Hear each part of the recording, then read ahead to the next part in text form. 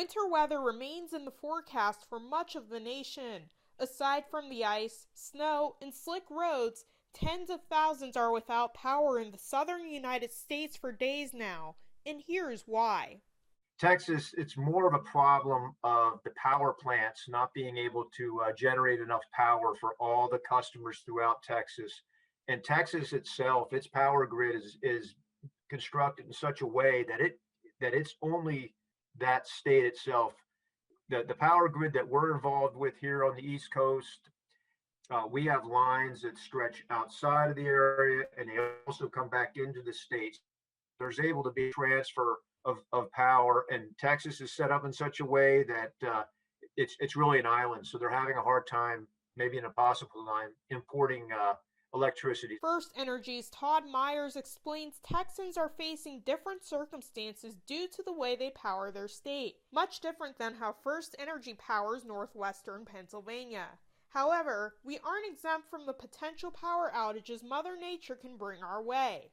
Winter isn't over, and early spring can bring severe storms too. And before those storms happen, we need to be prepared. We're dealing with things that are localized, like ice storms and snowstorms, especially at this time of year where we have trees that come into power lines and can knock out the power, damage our infrastructure. And sometimes we need to have customers be prepared for several days, depending on how much damage there might be somewhere.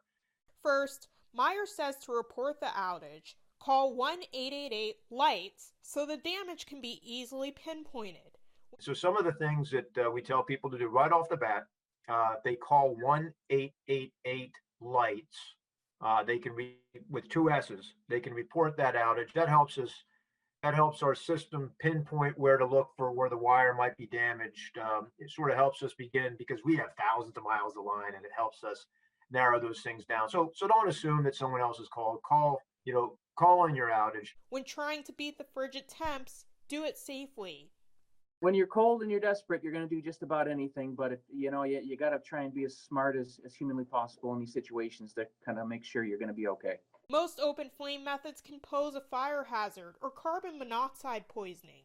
We've had a lot of fires in the city over the years where people are heating their house with their stove or their oven.